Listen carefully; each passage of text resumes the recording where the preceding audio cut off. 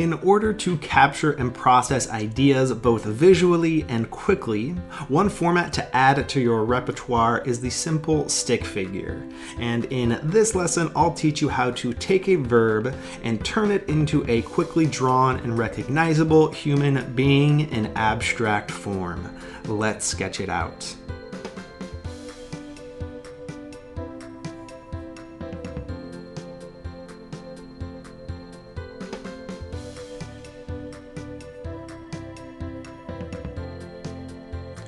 Part of the power of stick figures is that they tie your notes, which are potentially abstract ideas, to the human experience, which makes them more relatable.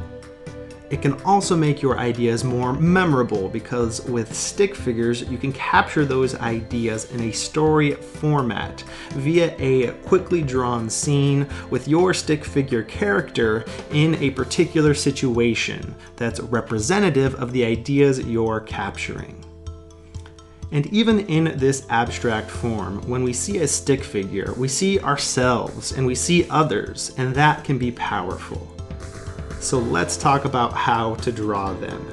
Here's how I break down the human body into these easily drawn components. I start with the head, an oval drawn in a particular orientation and a place on the page that works with what's already there. Next up is the torso, which I draw as a single line, either straight or curved, depending on what the person is up to. In this case, as you will soon see, our person is power walking from the left to the right of the page, which is why I draw the oval and the line for the torso at this particular angle.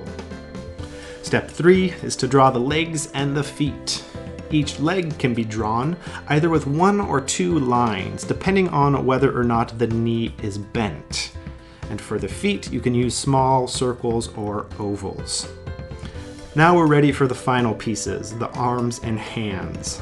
Like the legs, the arms can be drawn with 1 or 2 lines, depending on whether or not the elbow is bent or straight. The hands, like the feet, can be drawn with small circles or ovals. And just like that, we've got a person out on a power walk. Let's take a look at some other examples to see this approach in action. We'll look at a progression. First, a person just standing there. Then, a person out on a leisurely walk. Then, our power walker.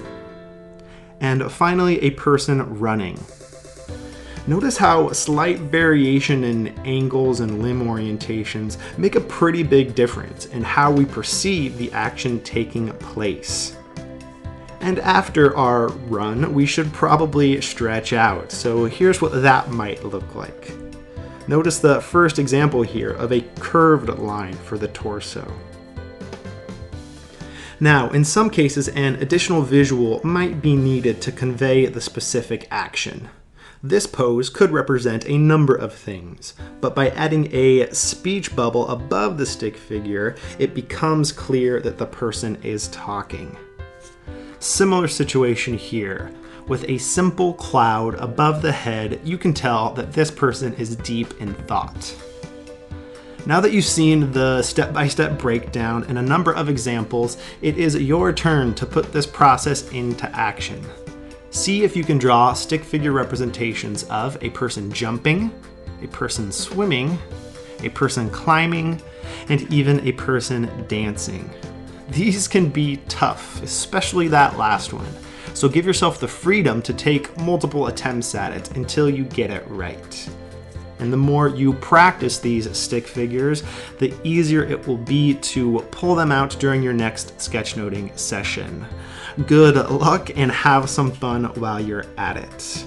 And if you enjoyed this style of video and want to make one like it, then check out the links below to VideoScribe, the tool that I used to make this video, and my course, How to Make Sketchnote Videos, which teaches you the foundations of making sketchnoted videos like this one and like the other ones that I have made, along with a number of tool combinations to produce them, both analog and digital.